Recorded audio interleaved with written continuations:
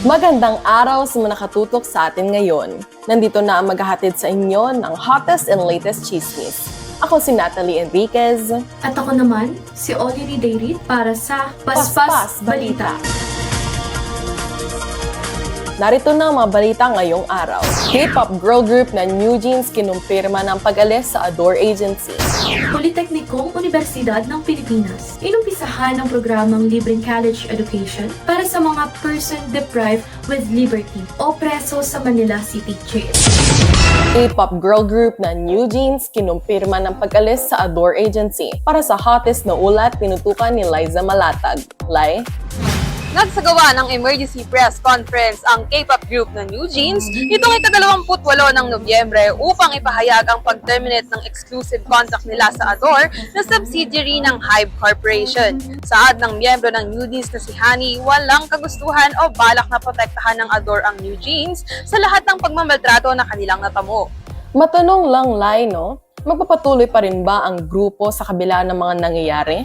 Ayon sa kanila, itutuloy pa rin naman daw na tapusin ang lahat ng activities na nakaschedule sa grupo. Bagamat posibleng hindi mo na magagamit ang pangalan ng New Jeans, aniya mananatiling positibo sila para sa kagustuhang ipaglaban ang pangalan na ito. May pahayag na ba ang Adore sa naganap na press conference? Ayon sa Adore, walang maayos na komunikasyon sa kabila ng hindi nila pag-aksyon sa mga hinaing ng New Jeans. Hindi rin raw praktikal na basihan ang pagkasira ng relasyon ng kumpanya at grupo para tapusin ang kontrata.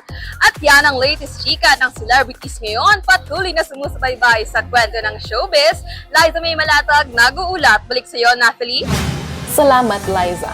Dumako naman tayo ngayon kay Oliry para sa kasalukuyang nangyayari sa Manila City Jail.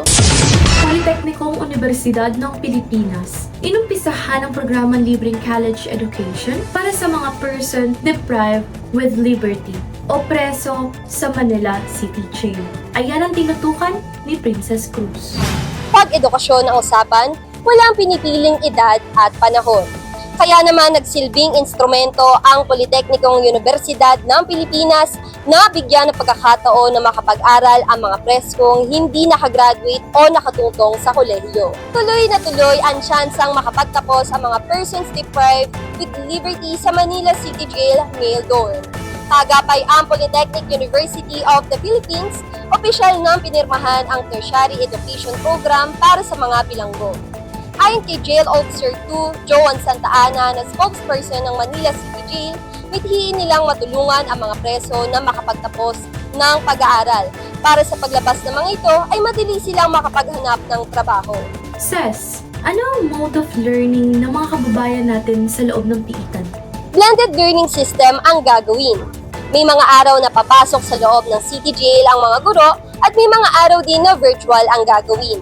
Libre ito mula sa tuition hanggang sa mga kinakailangang gamit pang-eskwela. Merong 4 na kursong ino-offer ang PUP. Una ang Bachelor in Public Administration, BS Business Administration Major in Marketing Management, BSBA Human Resources, at BS in Entrepreneurship. Hiling ng management na magamit at mapakinabangan ng bawat preso ang kurso na kanilang tatapusin dahil para ito sa ikabubuti nila lalo na sa paglabas ng kulungan. Oliry, balik sa'yo. Mabuti naman, para mabigyan pa sila ng pagkakataon kapag nakalaya na sila. Tama ka dyan, Oliry. Ako si Princess Cruz, nag-uulat. At iyan ang mga balita sa araw na ito. Muli, ako si Oliry Dayrit, naghahatid ng balita walang kinikilingan. At ako naman si Natalie Enriquez. Buong pusong naghahatid ng balita mula sa iyo para sa bayan. Ito ang Paspas Balita.